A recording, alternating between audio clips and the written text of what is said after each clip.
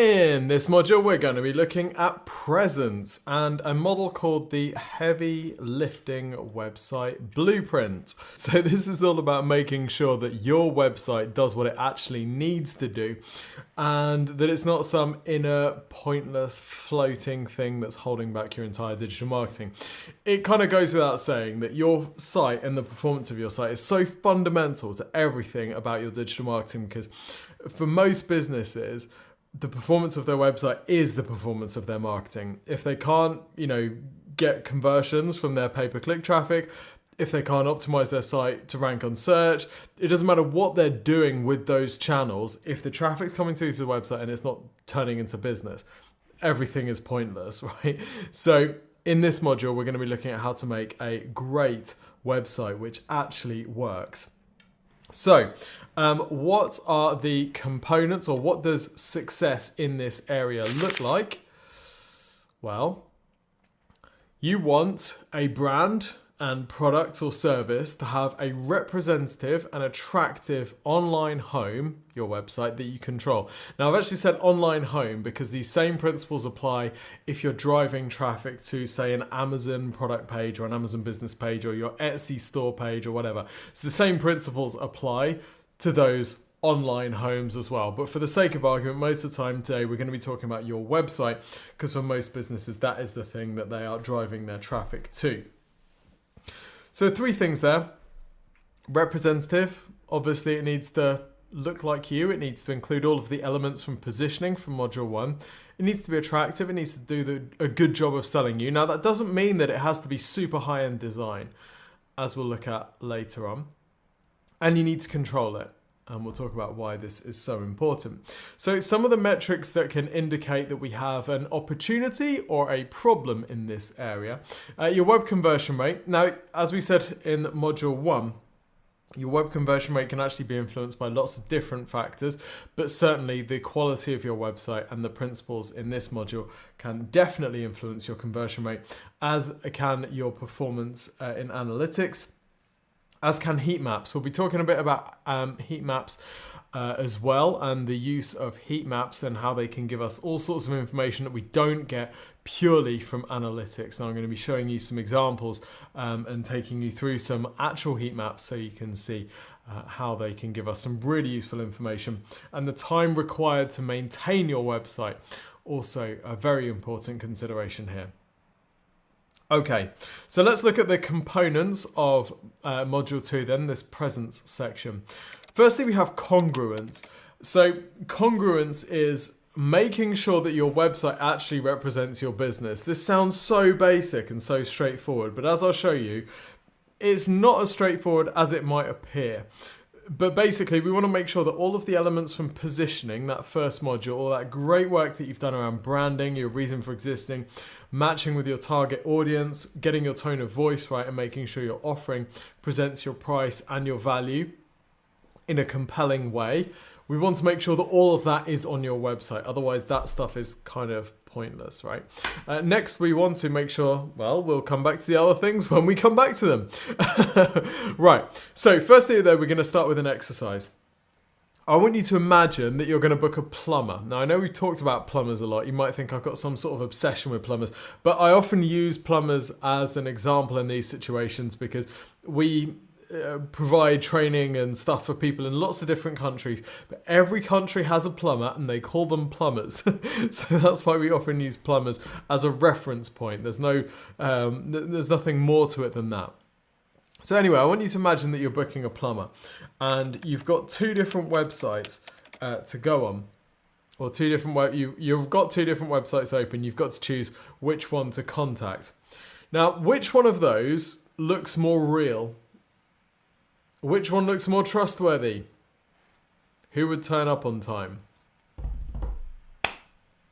It's not as simple, is it? It's not as simple as that one in module 1 where we had the beautiful website and the really ugly homemade one. Because the homemade looking website here, full disclosure, I designed that one on the right back in 2012. It would have been, maybe even 2011. It might have even been earlier than that. 2011 or 2012, I would have built that website for Jeff. And this website has done very well for Jeff. And in fact, there are a lot of trades sites out there that look like this, which I built. And one of the most curious things about trade sites is this idea of being congruent, right? I found that having a picture like that one of Jeff there, where he's got his spanner out, he's like under the sink, increased conversion rate compared to the picture on the left with, you know, Chad from the stock photo library with his hard hat on, with his smart shirt on, who doesn't look like a plumber. He doesn't look like he's ever done any plumbing in his life. So the homemade picture actually sold more than the well-presented stock photo picture. Kind of makes sense, right? Now, what I'm not saying here is that your website needs to look rubbish. We saw in the first module how a site that sets a poor first impression actually can be really damaging to the impression that people have of your business. So this is not like you need to aim for low quality design. If I was designing this site for Jeff today, it would look better than that. We would not be using that kind of drop shadow white effect on the background of the letters. That passed in 2011, 2012. Fast forward to today, not so much. This is an old site and looks like an old site. But it's this idea of congruence. It's being consistent with what people expect this business to be. This is really important. If your site looks expensive, people will expect you to be expensive, right? Low price shoppers will be put off because they will assume, this site is expensive, that is not for me. They will disqualify themselves before they even contact you. And high price shoppers will be attracted because it looks expensive, that's what I want. If your site looks cheap, vice versa. The high price people are going to be put off thinking, this looks a bit low end. The price shoppers are going to be, yeah, this looks like a bit of me. It looks a little bit rough around the edges, which is exactly what I would expect at my price point. Now, if your site looks cheap but your prices are expensive, this is when you have trouble. Because people who contact you will be you'll be low price shoppers. If your site looks cheap, they're going to contact you saying, yeah, this looks like a bit of me, a little bit rough around the edges, and will be horrified when your prices are expensive. Okay, the high price customers will have disqualified themselves because the site looks cheap. So we need to make sure that your site is congruent with your business and where you sit in the market. And if being real is important to you, then you need to be real on your website. Here's another example. This, ties back to module 1. We talked about target audience, understanding who your target audience is. And congruence is also about making sure that the images on your site reflect your target audience.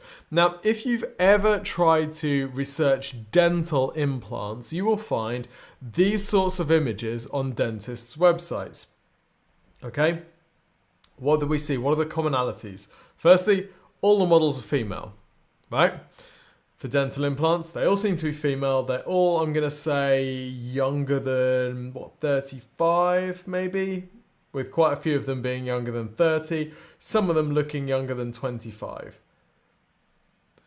So what's the trouble with this? Well, dentists use these types of images, or more accurately, dentist website design companies use these sorts of images because what they think they're selling is an aspirational image. They think that the typical dental implant customer wants to look younger, they want to look beautiful, they want perfect teeth, so we need to use these sorts of images. What's the issue? This is not the outcome. This is not the typical customer that they want. The typical customer for dental implants doesn't believe that they will ever look like that because actually the average age of a dental implants patient is 52. These sorts of images are much more powerful, right? These are the target customer in a typical before and the target after, the desired outcome. Very, very different set of images, isn't it? Very different set. And you can see how this sort of customer would be disqualified looking at images on the first page because they think, well, this isn't for me. Now, of course, if you're a dental implants dentist, you do want to show a range of people of different ages because you don't necessarily want to discourage the younger visitor. But the important thing is here is to recognize that in the world of dentistry, The customer group for Invisalign and the customer group for dental implants are very different. Bupa gets it. This Bupa page is brilliant for congruence. That I wish I'd done this years ago feeling. That is exactly what they want that target audience to say. I wish I'd done this years ago is exact that I would imagine that would be a quote from one of their customers. And they've done a great job of matching that customer, and they've just stuck the testimonial on there. Whether it's a testimonial, whether it's a headline, doesn't really matter. It's absolutely going to resonate with that audience. Okay? So we need to make sure that the images that we're using are consistent. So let's think about what makes a congruent website. We want to make sure that your site displays all of the Bravo elements from the progression module. So branding, first impressions, your reason for existing. Represent your target audience in the images that you're using. Use your tone of voice, which you know resonates from your target customers and preferably has been derived from talking to your target customers. And then your offering represents the right mix of value and pricing. Even if you don't put your prices on your website, you need to be demonstrating the value that you add over your competitors who are at the similar price point on your site, so people feel compelled to actually do business with you and reach out to you in the first place. You need your copy to meet people where they are. So we kind of touched on this a bit with the target audience and the tone of voice stuff. If you can precisely describe your customers' problems and repeat them back to them, that's a great way of building rapport.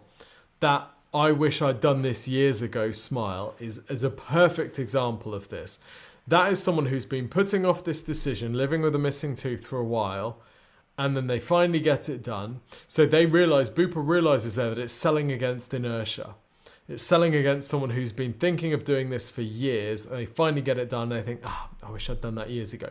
That's what they need. They need to reflect that sense of regret back onto the customer in order to spur them to make that purchase there and then. So we need to meet your customers where they are, spit their problems back to them and show, look, if you're feeling like this, don't worry, we've got you.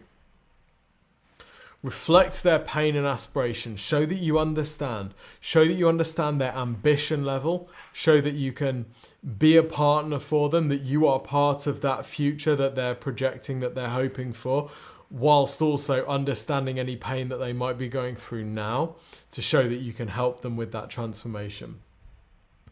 And you need to propose a compelling low-risk solution, which we'll cover in the next module in the process section. So that is congruence. Let's have a look now at convenience. So convenience is the next element. This is all about usability and the absence of hurdles. We're going to talk about one thing which is like absolutely fundamental, and we're not going to spend a huge amount of time on it because it is just fundamental. Website speed. Okay, now both Google and Facebook have declared that load speed has an impact on how visible a page will be on their platforms. Basically, no technology company wants to serve their visitors slow websites because every technology company wants to keep you in their app.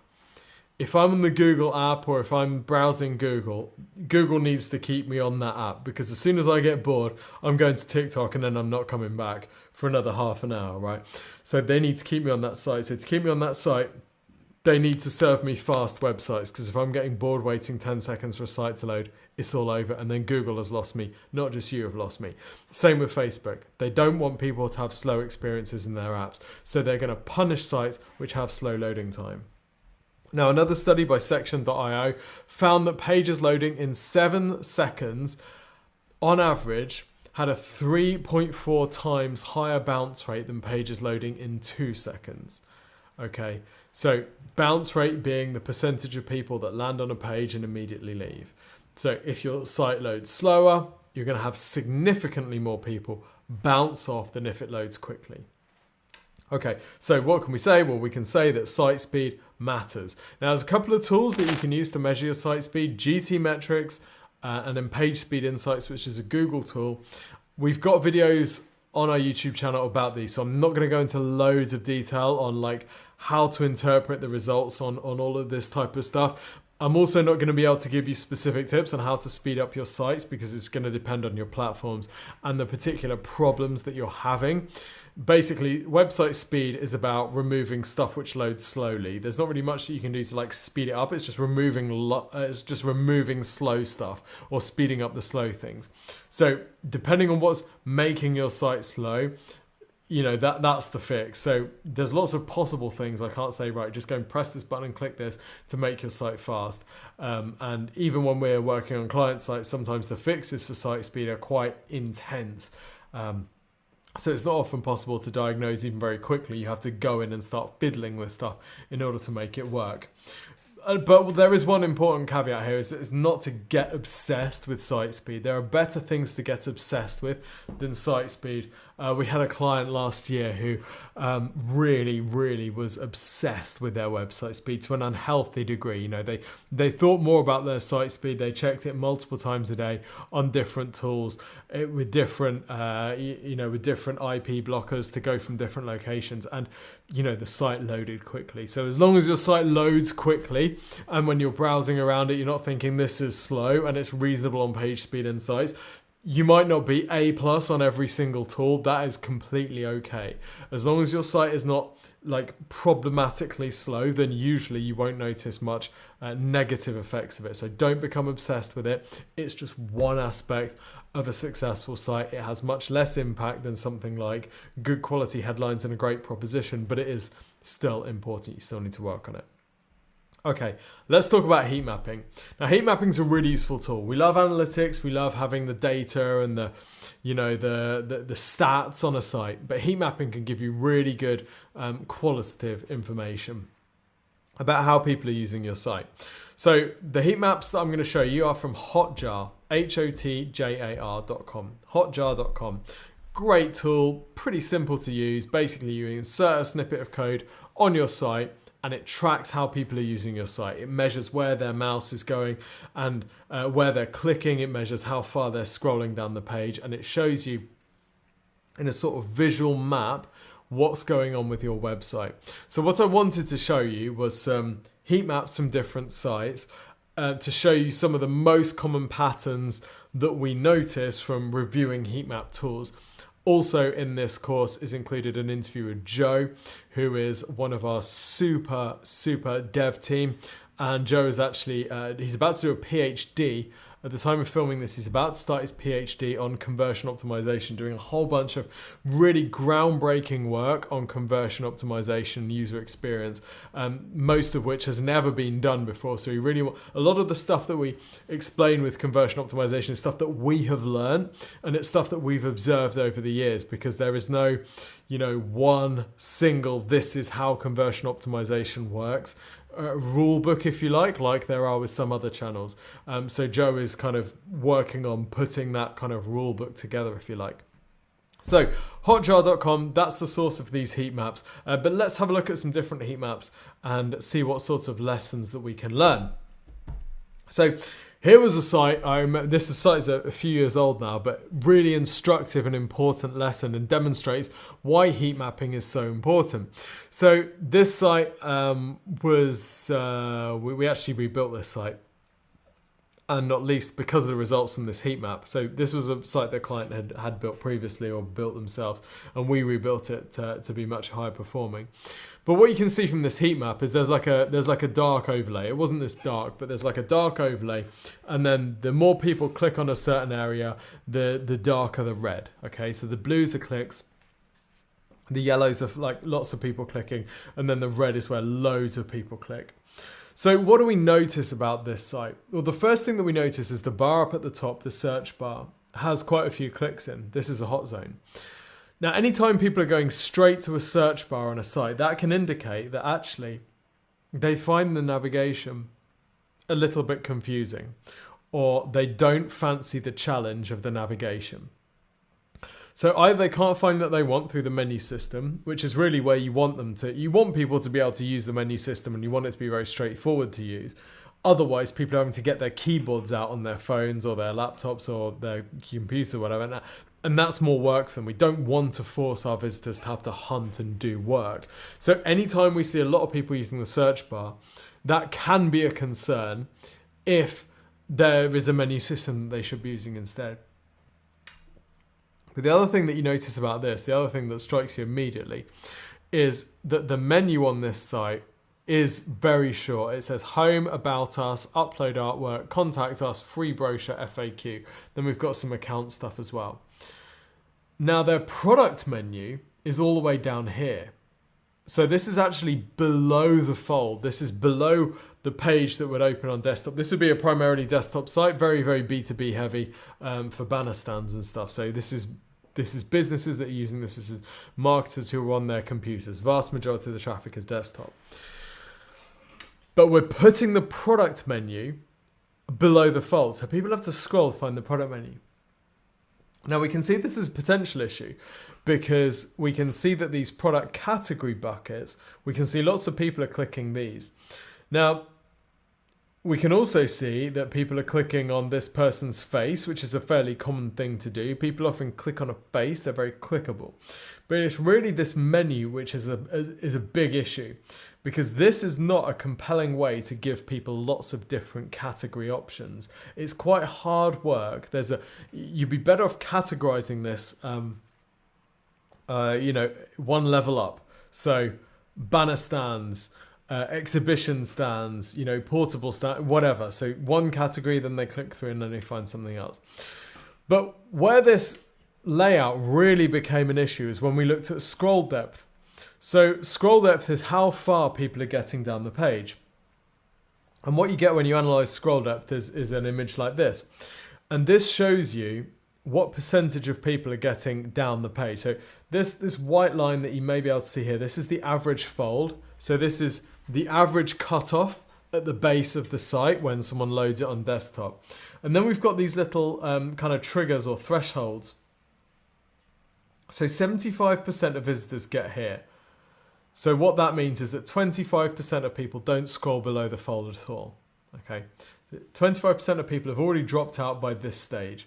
So 25% of people have dropped out before they even see a full line of these product images here. 50% of people have dropped out by this stage. But look, that is exactly where their product menu starts. So this sidebar menu, which is the main menu on their site, half of the website visitors have left the site, have given up before they've even seen this menu, let alone clicking on it. And if we look at the number of clicks, they're really, really low. So we completely flipped this site and instead made this menu the main menu with a drop down with categorization and subcategorization to make it really easy for people to find the products for them so they don't have to go through search and they don't have to scroll down miles. This is some of the insight that you can get with heat maps. Now here's another example. This is a good menu. This is exactly what we want to see. We want to see a relatively small number of menu options. This is a site that does replacement windows and doors. And what we can see here is we can see they've categorized their products under windows and doors. Now, you want to give people easy options to choose from. Let's say I need a new type of window. Now, on the surface right now, I might not know what type of window I need, but I know it's either going to be a window or it's going to be a door. So when I hover over this, I can see a drop down and I can start to subcategorize myself. Okay, so is it wooden or is it metal or plastic or whatever the thing windows are made out of, that like weird plasticky type stuff.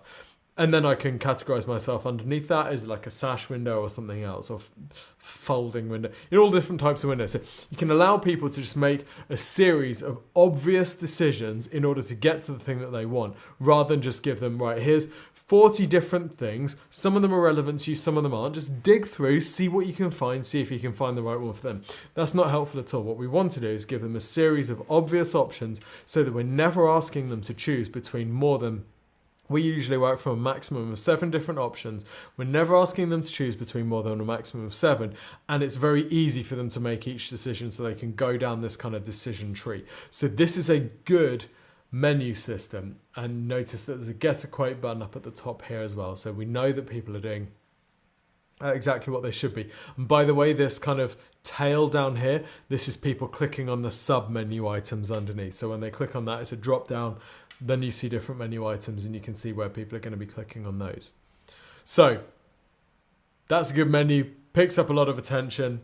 This one is a bad menu because people don't even get to it and people are asking in the search bar instead.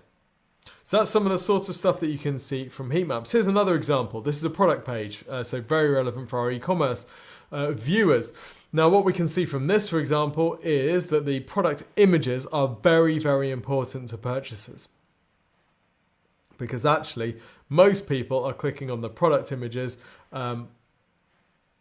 They want to see more pictures. So what we would do in this sort of stage, 40% of the clicks on this page are actually on more images. What we do on this sort of page is we look at what featured image we're using and see testing a different one to see if we could get something, which meant people didn't have to flick through so many different images. Or we might show a product video. If we know that images are important, people want to see how this thing works. There are some unanswered questions about the description. We want to give them as much visual info as possible, so maybe a video would help with this so that they can make a really easy decision. Okay, here's another example. Now we're going to talk about mobile friendliness, and heat maps can also help us with mobile friendly sites. Obviously, it's fundamental that your website works on mobile and that it works really well on mobile. In the worksheet, you'll notice that there's a checklist item called mobile content priority, matching desktop content priority. And here's what that means. So on this website, which is a software firm, I believe, software client of ours, you can see there's 3 different pricing options. Pretty straightforward. On desktop, you can see we've got the startup, which is the cheapest one. Then you've got the next one, Startup Plus, which is the more expensive one.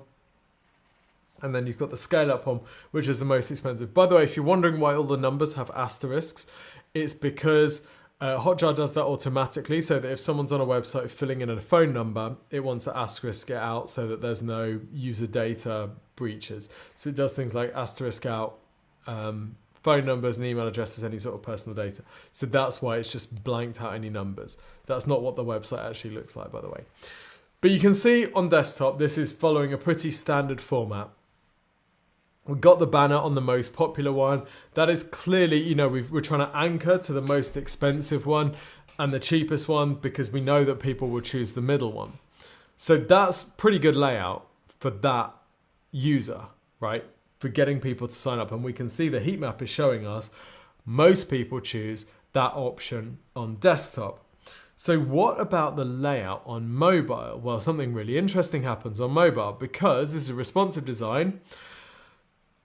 And because the Startup Plus, the middle option, is now pushed below the fold and isn't open on page load, the Startup one goes to the top of the page, as you would expect, with a default responsive layout. What this ends up meaning is that most people are now most people are starting their free trial on the least expensive option. So for this business, the content prioritization on mobile doesn't match desktop because actually they want to prioritize the middle option. So put the middle option at the top if you know that you're going to get most people signing up for that because it's at the top. Okay, so this is what we mean by content matching, content prioritization matching. Obviously, the impact of this is that they're going to get less revenue because people are signing up for lower trials on mobile. Not because the lower trial is the one to take. It's purely because it's appearing first and they're just clicking. Okay. Here's another example. There's loads wrong with this site. This is one of the worst examples of mobile content misprioritization I've seen. This is a very low converting website, by the way, very homemade website from a business that had a relatively unclear proposition. Notice how the mobile layout, look at the content. So what you're looking at is sequential screens on a mobile. So you'd be scrolling, you'd see the first column, then you keep scrolling this column. So this is the same page, but I've just broken it up into sections for you. And what you can see from this is a service page on their website. So the question you would have is, what is this business doing? What's the service for me? But look at this. We've just got information about the organization here. We've got people's pictures. We've got their personal bios, more pictures, more bios. It's all self-indulgent, focused on us stuff. We have to scroll, 1, 2, 3, 4, 5, 6, 7 page scrolls before we even get to what this business does. So on desktop, this might be fine if you've got like a sidebar or something which talks about you and the information about your business is on the right hand side. But then when you move that to mobile and it goes responsive, all of a sudden, all that information that's on that right hand side gets pushed right to the bottom of the page. And it means that people just get this totally different impression of what the site is about. So 58% of people leave without even learning what this business does, which is difficult. It's difficult to make those numbers work, let's say. Okay, so let's look at some other convenience elements, because really convenience is about making sure our site is as usable as possible for our target customers.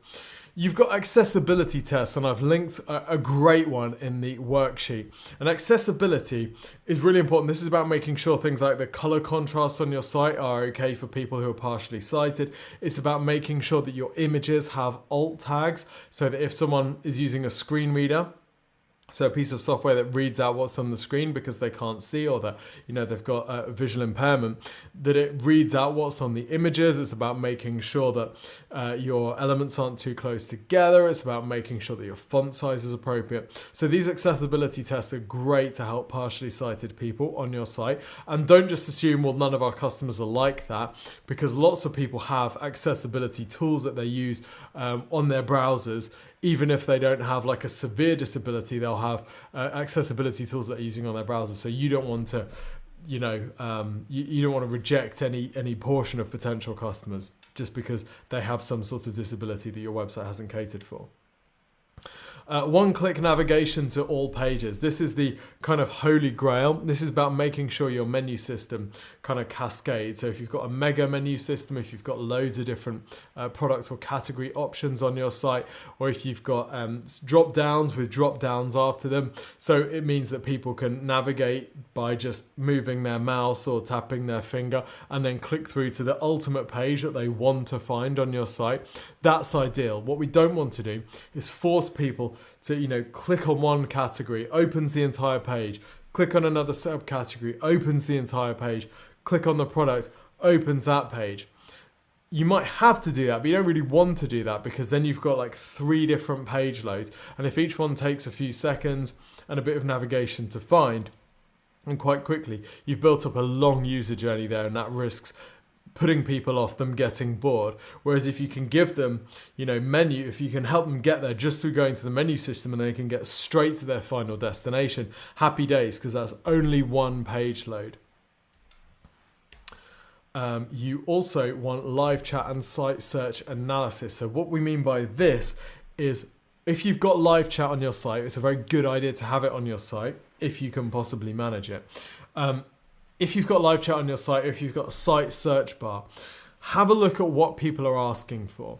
And are they asking for, do you sell this? And you're like, yeah, of course we sell this. It's just on this page. Well, if a lot of people are asking, do you sell this? What they're telling you is your site convenience is poor, because they should be able to find that. Right? Now, of course, you're going to get lazy people who just people who just walk straight to the shop assistant in a shop and say, hey, do you sell this? And they're like, yeah, you just walk past it. Why don't you actually look with your eyes? So you're going to get some of those. But if you get a lot of people saying, do you sell this? Or worse, do you, they asking some fundamental question about your business. We used to get people getting really confused about Exposure Ninja. Like, do you actually do marketing for businesses? Like, wow. Are we that unclear with our proposition and with our content on our site that they can't even figure out whether we do marketing for companies or whether we're just an information business? That's mad, right? So it was that live chat and that site search analysis, digging through this sort of information on your site to see what are people searching in our search bar, what are people asking for in our live chat, and is there any implication there about how we need to make our site easier for people to navigate. Echoed calls to action. So this is about making sure that if you've got a call to action at the top of your site, this is particularly important for a service business that wants to generate leads. If you've got a call to action at the top of your site that says something like book a free consultation, and we'll talk about this in the next module, what to put in that box. But if you've got a call to action at the top of your site that says book a free consultation or whatever, if someone doesn't request that consultation in that box, do you then echo that call to action further down the page? Because if you don't, unless someone is ready at the top of the page, when they scroll down, they might have forgotten that you were offering that thing, or they might not have been, their radar might not have been up the first time you showed it to them. Whereas by the time they get midway down the page or towards the bottom of the page, now they might be ready to convert.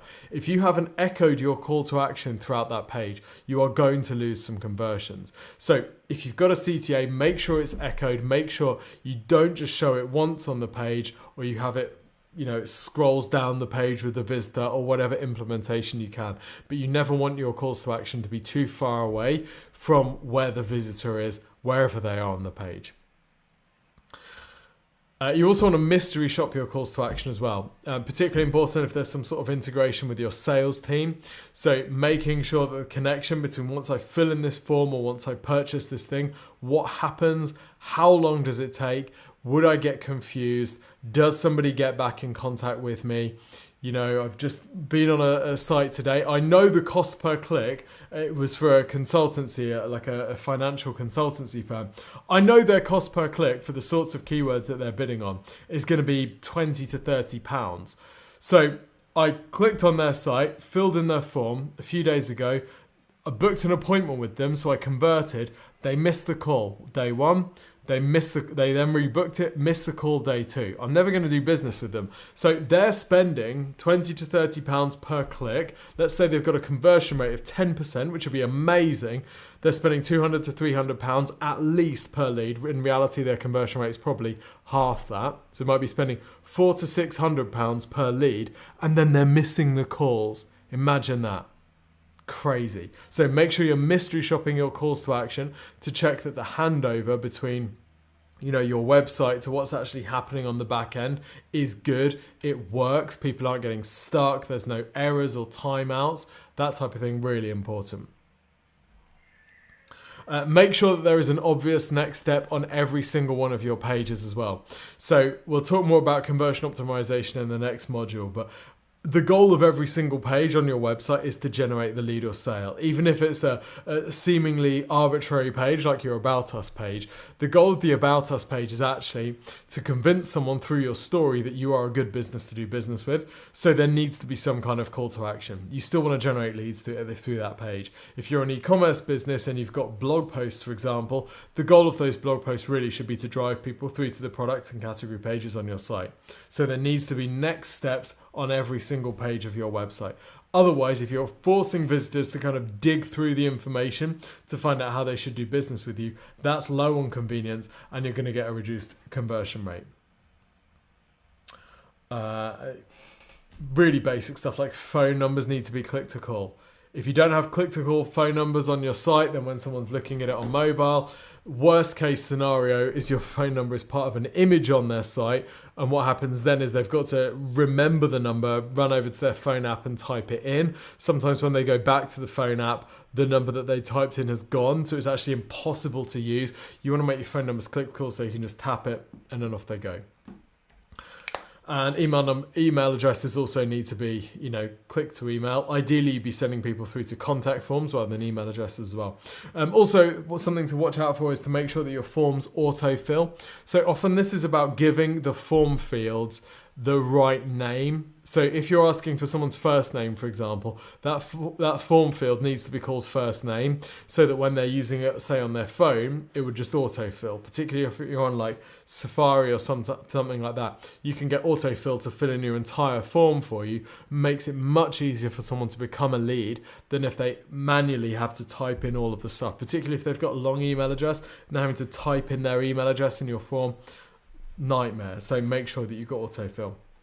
If you're an e-commerce firm, you need to have payment integrations with stuff like Google Pay, Apple Pay, Klarna, PayPal, Amazon Pay, ShopPay for Shopify. All of these kind of one-click payment things just make it so much more convenient to check out. The goal of this section really is to remove hurdles between the customer and giving you money. Okay. Now, we've rattled through the convenient stuff because a lot of it is also the next stage. The next module touches on some of these things as well. Okay, part 3 of presence. We've looked at congruence, we've looked at convenience, the usability, and the absence of hurdles, removing friction. Now let's look at content. Now, in some ways, I've got a bit of an issue with the word content. Some people who've been following me for a while know this. I was mentoring a guy and he always used to rib me for this. I don't like the word content because it's like listening to a great speech, a great rousing speech and just saying, yeah, that's just sound, right? Content can mean just garbage boilerplate text copy, or it can mean the most beautifully written, compelling sales copy in the world. It can mean a fantastic promotional sales video that builds amazing rapport and gets loads of information across, or it can mean total garbage. So I think the danger of the word content is that we dismiss it as like a utility rather than actually something that can be really powerful and really effective in our marketing. Main website content mistakes that people make. Things like making their sales copy too short, right? The content on their pages, making it really quick because they're like, nobody reads copy. Well, do you know who reads long form copy?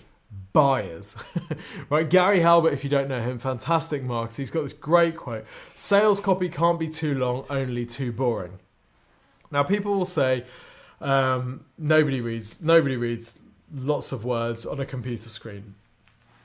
I will tell you, people do read lots of words on a computer screen. If you've ever sat and read through, a 20-tweet Twitter thread, or if you've ever read an amazing, engaging interview with someone on a computer screen, I can tell you people read a lot of content on their computer screens.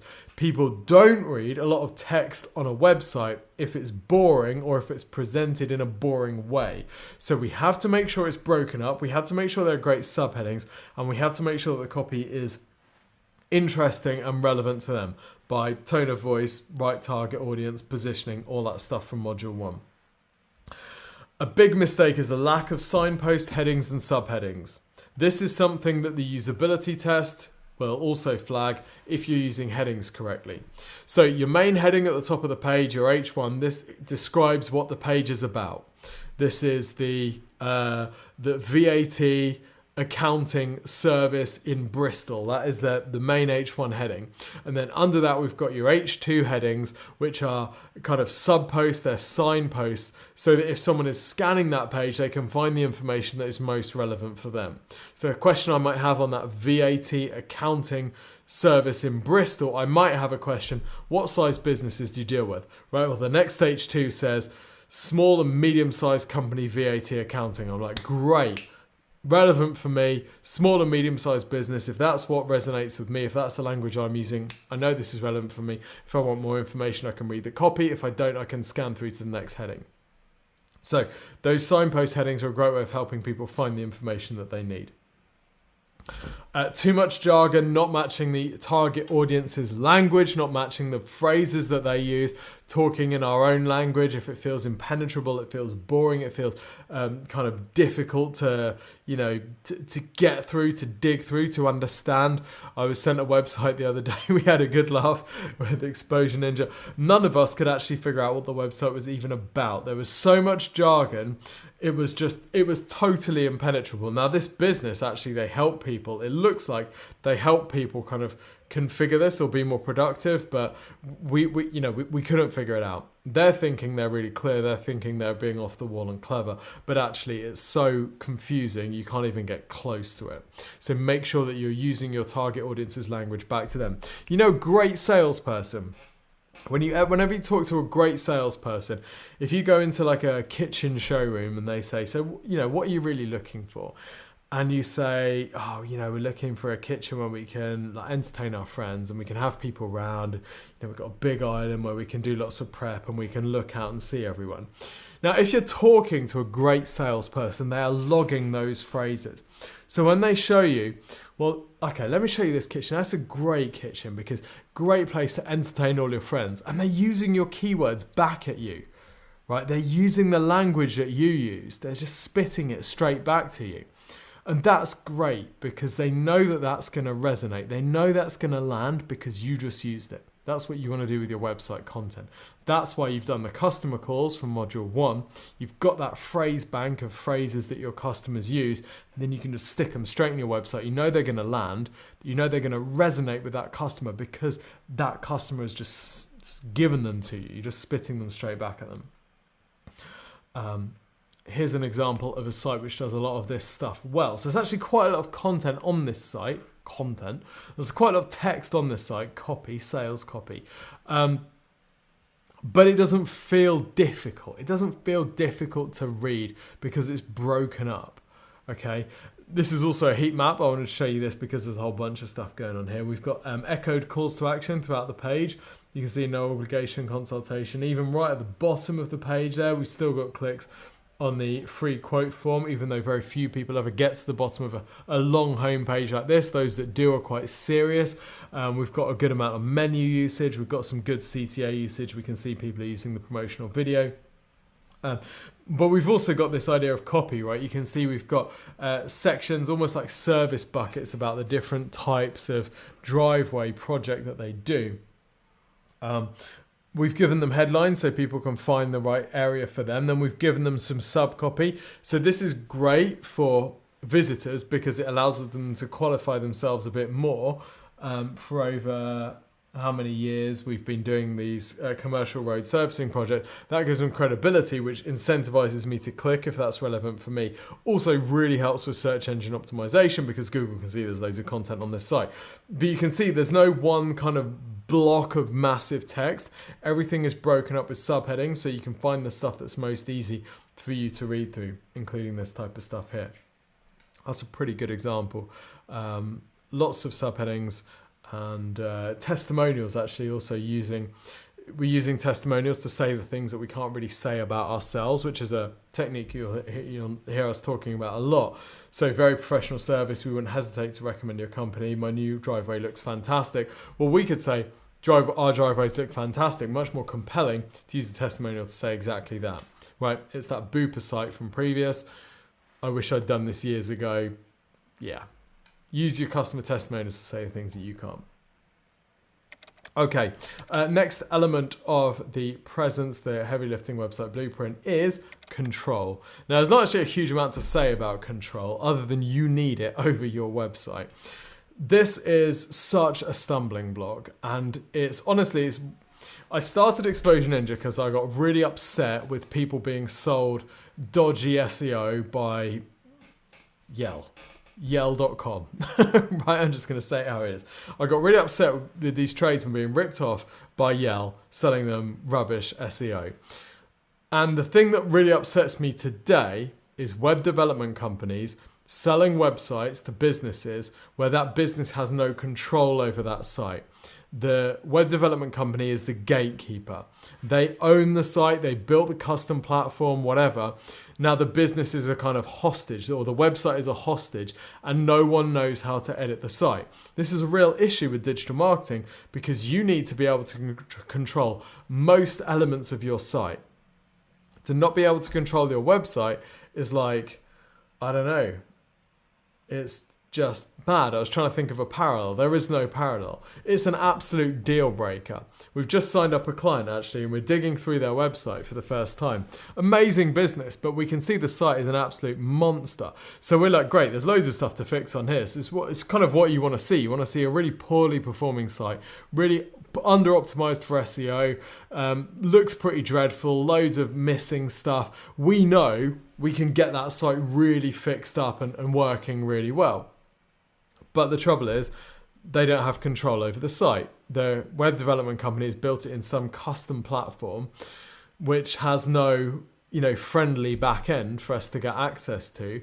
So everyone's locked out. So what their options are, just spend 20 grand on this thing. And their options are don't work on it and never progress to digital marketing, or get it rebuilt. And they've just had it done.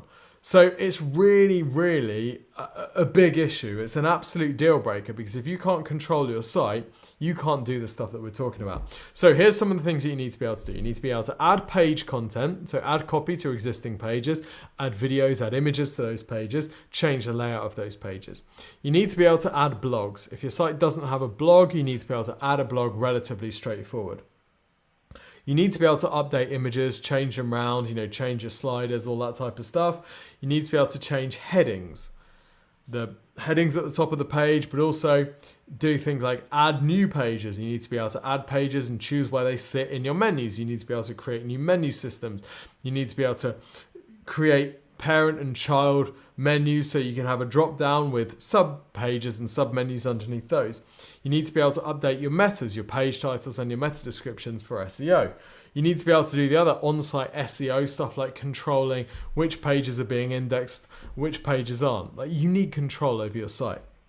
So what we tend to recommend is that people use established platforms like WordPress, Shopify, stuff like that is proven, that has a high percentage of internet share. Having a high percentage of internet share, like WordPress at one point powered 25% of the internet. I think Shopify is like a third of e-commerce or something like that. Like, once you get to that scale, they've built a platform which people like. And if people like it, that means it performs well, right? You can market it properly. If it's some really unknown, small, independent platform, it hasn't passed that test yet. It hasn't been verified by a lot of people.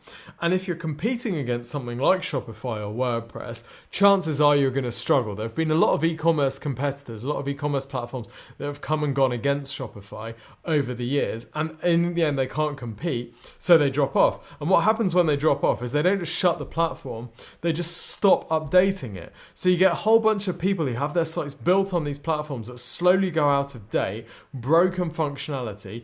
Someone changes to the next generation of PHP on their server, and the whole platform breaks because their e-commerce platform hasn't been updated to work with that, and it just becomes this cascading devolution into hell where your site is slowly falling apart and pieces are breaking off, and there's nothing that you can do. So pick a big platform to go with, and pick something where you've got control. And make this an absolute deal breaker. If you're getting a new site developed, ask the firm, who's going to control this? Can I take this away? If all of your entire company dies, what happens with this site? Can I easily find developers to work on it? And if the answer is no, run a mile. Don't stop running until they're completely out of sight. Like the little girl in Inglourious, that film, where she just keeps running and doesn't turn back. That's what you need to do if someone tries to sell you a site on a custom platform, because it is almost always a total nightmare. Okay, so in this module, you'll see that you've got two different checklists here. You've got your main website presence checklist. So this takes you through the three elements of this and asks you questions in a checklist here. So this is designed to prompt you, to get you to think about what you might need to improve in each of these areas. You'll also notice there is a landing page checklist. So this is a very kind of general, far-reaching checklist that we use at Exposure Ninja when we're running a campaign on a checklist. When we're running a campaign on a landing page to check that it is fit for purpose. So this will help you go through each of the different elements. This is important for landing pages where you're going to be driving cold, paid traffic to that page. So this is cold traffic that has no prior knowledge of the business. If you're driving that sort of traffic to a page on a site, this is a checklist that will help you make sure that that page is ready for that traffic. So it's marked as advanced because this is optional. You don't need to use it unless you're going, you're building landing pages. And also, this is like a good kind of overview of everything. But if you want something specific for landing pages, there is an extra landing page checklist in there for you as well. So make sure you go through this, make sure you give it enough time. And of course, you need to implement the stuff from this, because the goal isn't just to fill in the sheet to the best of your ability. The goal is to actually implement the stuff on your website. The stuff in presence is usually really high priority. So when you're sticking it in your prioritization thing, remember that any changes to your website are usually more important than changes to your traffic strategies, unless your traffic strategies are wasting money, because anything that you do across your website will have an impact to your existing traffic that you are already getting. So it's usually high priority stuff. Everything is copy, whether it's words on your website, the writing used in your ad, captions on your social media posts, the messages that you send to customers and clients. Copywriting is persuading people through language, and really that is fundamentally what marketing is all about. So in this video, I'm going to share 6 copywriting tricks that every marketer should know. Good copy sells more, and it always has done. Right at the start of my marketing career, I really got fascinated with some of the greats of the advertising and marketing history, if you like. People like David Ogilvy, John Caples, Claude Hopkins. These are people that operated at a time where marketing technology was minimal. They didn't have Facebook ad audiences. They didn't have retargeting pixels. All they had were magazine or newspaper ads and long form sales letters sent through direct mail. Copy was the star of the show. Now, these days, there's so much attention in marketing on the technology, on the media buying side of the marketing world. So this is the Facebook ads, how we get the message out to clients and customers. But really, what's often forgotten is the copy, the actual message that we are communicating with these people. And what's most fascinating about copywriting is that the fundamentals of good copy haven't changed. In this video, we're going to look at some examples from the old greats, and we're also going to look at some very modern examples. And we will see that whilst the language might change, the particular words that are being used, the principles that are at play haven't changed at all and will never change, because fundamentally this is about persuading people to do something, to take an action. Oh, I hope you're ready to geek out. I love this stuff. Copywriting trick number 1 is the use of meaningful specifics. Meaningful specifics, Tim, what does that mean? Let me show you a very good example. So Apple are absolute masters at the use of meaningful specifics. This is their sales page for the iPhone 13 Pro, which is essentially the iPhone 12 Pro, but it's got a slightly better camera, it's a little bit stronger, and it's a bit faster. That's essentially the gist of what they're selling. But they use meaningful specifics to make it feel like an absolutely revolutionary product. So here's the intro copy.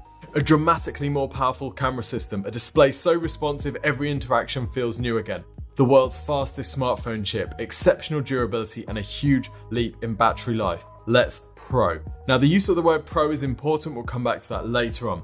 But I want to draw your attention to some of the very specific things that they're talking about here. So this phone is essentially the same as the last one.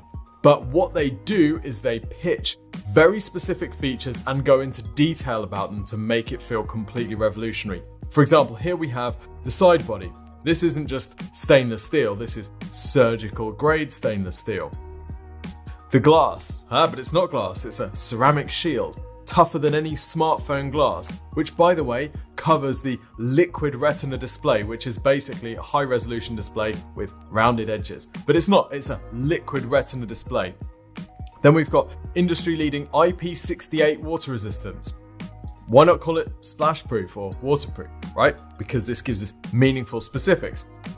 Further on down we go, we've got this new camera. What's great about the camera? Well, there's specific details. 2.2x more light through the wide camera. 92% more light through the ultra wide camera. So why did they go into detail when they could just say, better camera, won't smash so much when you drop it while you're on the toilet? Because these meaningful specifics give credibility. This is not about sharing the dull minutiae that nobody cares about. It's about identifying specific things and giving enough detail to paint a picture in the audience's mind of this being very detail focused and very, very believable. Now I'm going to show you another example, this time from Ogilvy on Advertising. This is an ad written by David Ogilvy's agency back in the 50s, I think, for a Rolls-Royce. Now, this ad is fantastic. We'll show you a picture of the ad on the screen. Firstly, we've got the image of the Rolls-Royce at the top. This car looks massive. The headline, genius. At 60 miles an hour, the loudest noise in this new Rolls-Royce comes from the electric clock. Now, the ad itself is made up of 13 bullet points illustrating why this is the best car in the world, okay? And all of these are essentially little mini stories about specific features of the product. So for example, bullet point number 5 says, the finished car spends a week in the final test shop being fine-tuned. Here it is subjected to 98 separate ordeals. For example, the engineers use a stethoscope to listen for axle whine. Now, you could say that's an irrelevant detail that no purchaser of a Rolls-Royce ever needs to know. But I would challenge you, they might not need to know it, but telling them that gives them a feeling of the QA and the attention to detail that goes into building this car. It's all about painting a picture and telling a story through these meaningful specifics. So here's your question. If you are better than your competitors, how specifically are you better? What are the specific details of your product or service that you can share with customers to give them an insight into how much you are better than everybody else? For example, this is a lightweight plastic tripod. But if I said, would you like this lightweight plastic tripod? You might think, that sounds like a fairly cheap commoditized product. But what if instead this was an ultra portable tripod engineered from aluminium and technopolymer, capable of withstanding the most extreme conditions on Earth? Well, technically that's true. That's exactly what this is. But it sounds completely different. A lightweight plastic tripod sounds like crap, whereas an ultra-portable tripod engineered from aluminium and technopolymer, capable of standing the most extreme conditions on Earth, sounds like something that you would pay a premium for. It's the same tripod with the same features, but the use of meaningful specifics elevate it completely. Copywriting trick number 2 is to answer objections. Now, most people are comfortable with the idea of answering objections, but treat this as a sales thing. Answering objections is something the sales team do. Well, I would challenge you. If you're not answering objections in your copy, people aren't even having a conversation with your sales team. We need to make sure that their core objections are answered before we even ask them to convert. Back to the Ogilvy ad. Now, this car looks absolutely massive. One of the objections that they will have faced is this thing looks like a ship. There is no way I could drive that. So what they have done, very cunningly, 2 of the bullet points right at the start of the ad tackle this objection head on. Bullet point number 3 says, the Rolls-Royce is designed as an owner-driven car. It is 18 inches shorter than the largest domestic cars. They are taking that objection on head on. Yeah, this thing looks massive, but actually it's smaller than some and it's been designed for you to drive. Bullet point number 4, the car has power steering, power brakes and automatic gear shift. It is very easy to drive and to park. No chauffeur required. Now, the no chauffeur required bit is really smart because there's an implication of luxury there that otherwise this is a chauffeur car. But the fact that they are taking those objections head on is really clever. So think through, what are the objections that a potential customer might have to doing business with you or even just taking the next step in your sales process? And are you answering those in your sales copy? Trick number 3 is to get your customers to say the things that you can't. Okay, I'm going to show you an example of this. So this is the Boom by Cindy Joseph range. This is a business owned and run by Ezra Firestone, a fantastic marketer. And look at the product page on this site. The first headline that you see isn't the product name. I think that's the product name. This is the first thing that you see. Not exaggerating when I say these are the absolute best products I have ever used. From Joanne A, Boomstick Trio customer. Okay, Boom desperately want to say this is the best makeup product that you've ever used. But they can't really say that, because if they say that, they come across a bit, right? But they can use their customers to say it.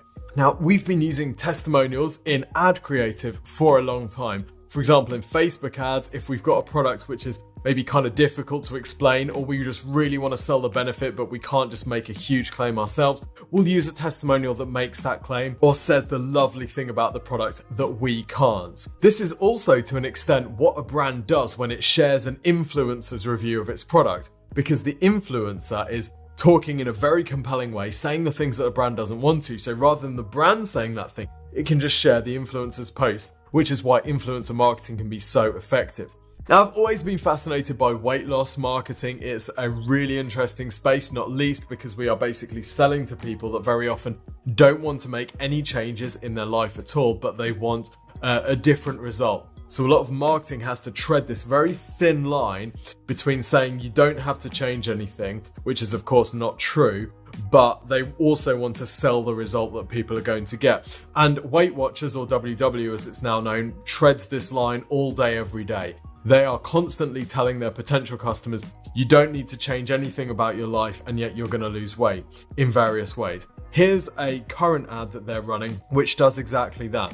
So again, they've got to be careful about what they can say, but they can get a customer to say, you can eat bread every day and lose weight. The underlying message there is, you can still do what you want to do, but you're going to get this result. So again, they're using the customer to say something that they can't or that they don't want to do. 4 comes from Dan Kennedy from his excellent book, The Ultimate Sales Letter. This is my very dog-eared copy, and that is to read your copy out loud. When you've written your own copy, particularly when you're reading it on a screen, the tendency is to miss out the glitches and the little bits that feel a bit weird because you know what it says. Whereas reading it out loud makes you process it in the same way that the reader is going to be processing it. So it's really good to read your copy out loud. Now, Dan in the Sales Letter book talks about one of his clients who would not only read the copy out, they were selling to blue-collar workers, so they would go down to a bar and they would read the copy out to the people at the bar who were basically their target audience. Now, of course, they were looking for things like, do these audience people have any questions? Are there any unanswered questions or objections that we need to cover in the copy? But they were also looking for the golden response, which was, where can I get this? This sounds amazing. And that would tell them that they were onto a real winning proposition and they had some great copy. Reading your copy out loud also helps because it's much easier to read simple copy than complicated copy. And generally, we want to write for a younger and less experienced audience than our actual customers, because it's very tempting to write complex, wordy copy if we have an educated customer. Whereas actually, when people are reading something for the first time, that stuff can be quite impenetrable, it can be quite difficult to consume. So generally we want to tone things down, use simpler sentences and write for a much more basic audience than actually our customers might be. Tip number 5 is to use scarcity. Now, Robert Ringer has a fantastic book called Winning Through Intimidation. And I know that the word intimidation doesn't exactly sound very, PC. But what he's really talking about is intimidation tactics in copy. Now, one of the intimidation tactics is the use of scarcity. Scarcity is a well-known principle in sales. So for example, if you have a limited supply of something, then you will let your customers know that you have a limited supply, because if there's one thing people don't like, it's being told that they can't have something. So that will increase their perceived value of it and their desire to get it. So that's one element of scarcity. But another intimidation tactic is to say that most people will buy something, to imply that this is a very popular choice. Most people are going to get it. The implication there, of course, is that if you don't get it, you are an outsider. There's something wrong with you. There's something weird. So you can use this tactic in your copy to just imply that something is a very popular and safe choice. I remember listening to a story from a guy called Simon Coulson who was out buying his new Ferrari. And the Ferrari salesman was saying, well, do you want to buy these little flashing lights at the top of the steering wheel showing you when you need to change gear? And he said, oh, that doesn't really sound like an extra that I'm massively going to use, so I'm okay. And the Ferrari salesman did a genius thing. He said, so many people get this extra feature that if you don't, you might impact the resale value of the car. Kind of got you, hasn't he? What do you do? He bought the stupid lights, of course, because most people do. Now, there's actually an inverse force to this that you can use in your copy, and that is that not everyone is qualified to buy this. Back to our friends with the iPhone. Why is this iPhone called the iPhone 13 Pro? Why do they talk about Pro, and why do they use Pro so much in their copy? Well, they do this because a small percentage of the population identify themselves as Pro. This plays to their self-image. They see themselves as somewhat superior in some way, And this means that they are more attracted to this because it is not for everyone. This isn't for the mere mortals. This is for the pros. I speak with fairly detailed knowledge of this audience. Now I'm going to read you another old ad, this time from John Capel's book, Making Ads Pay. And this uses exactly this same principle. So I'm going to just read you a snippet of it, not the whole thing. Now the headline says, a wonderful 2 years trip at full pay, but only men with imagination can take it. Now as I'm reading this, I want you to think about, how are they disqualifying people? How are they saying that not everyone is qualified for this? The ad says, about 1 man in 10 will be appealed to by this page. The other 9 will be hard workers, earnest, ambitious in their way. But to them, a coupon is a coupon, a book is a book, a course is a course. The 1 man in 10 has imagination, and imagination rules the world. This is amazing. The leap of logic is only 1 person in 10 is going to be interested in this and is going to buy this. That is because they have imagination. That is because imagination rules the world. So they've made a link there between 1 in 10 will buy this, those that do rule the world. It's superb. And of course, what does it do? It dismisses and ridicules everybody who doesn't get this as they are ambitious in their way. I mean, what a cuss on those people. A book is a book, these are basic, dumb, stupid people, but this is not for the superior, the people who really rule the world with imagination. Isn't it amazing?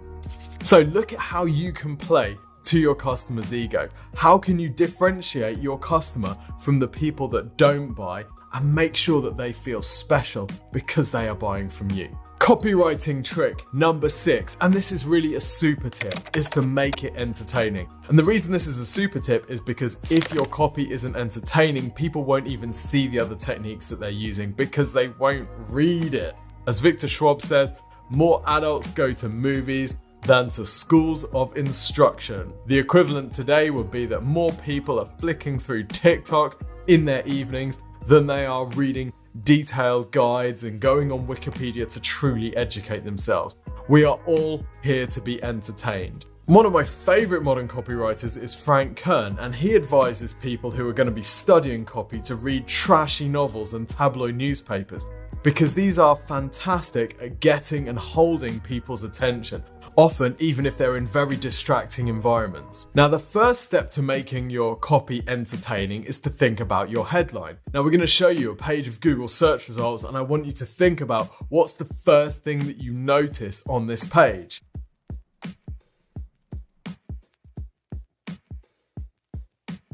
Probably the headlines. What do you notice first about this page? Probably the headline, right? Now, according to Copyblogger, 8 out of 10 people read a headline and only 2 out of 10 people will read the body copy. Now, I was actually in 2 minds about adding that stat because I don't know where they got it from or what it actually relates to, but if you watch any eye tracking surveys, then you'll see a very similar thing where people do go straight to the headline, and if you do the flash test, then it's consistently the information in the headline that is most easy to recall. Now, often with digital marketing, there are competing forces for our headlines. For example, on a page like this, where they would want to rank this page on Google for camera backpacks. So they can't just look at this as a pure copywriting exercise. It also has to be an SEO exercise. But actually using your target keywords as your headline can make it very compelling, because don't forget, if I just typed in camera backpacks and I found this page and I see the keyword camera backpacks, that is exactly what I'm looking for. That is exactly the phrase that I've got going in my head. So I'm going to get this sense of, I'm in the right place, which is basically what a good headline can do. But let's talk about entertaining copy and what makes entertaining copy. Well, this ties back to writing conversationally, writing how you would talk. When's the last time you were having a conversation with someone and you just tuned out, walked off and went somewhere else? Well, if you're my wife, it happens a lot. That's another story. But most of the time, our conversations keep us engaged because we're used to having a conversation with someone where they're talking in an engaging and interesting way. So why, when we're writing for our marketing, do we lose that ability to communicate in an engaging way and instead revert to overly boring, bland, dry copy style? It doesn't make any sense at all. And yet almost everybody does it. This is why more people engage on social with influencer posts than business posts, because the influencers are interesting and conversational and the businesses are boring. It's also why you see brands using more emojis, because they want to replicate that conversational, informal style that their audience adopts. Now, whilst it's fairly common to see emojis in Facebook ad copy and in email subject lines, I suspect we will see an increasing usage of emojis in website copy as well, as people try to make it more engaging and replicate the sort of interactions that we're used to having with people on our devices. Another way to make your copy engaging is to make sure that you're signposting people to the sections that are most relevant for them.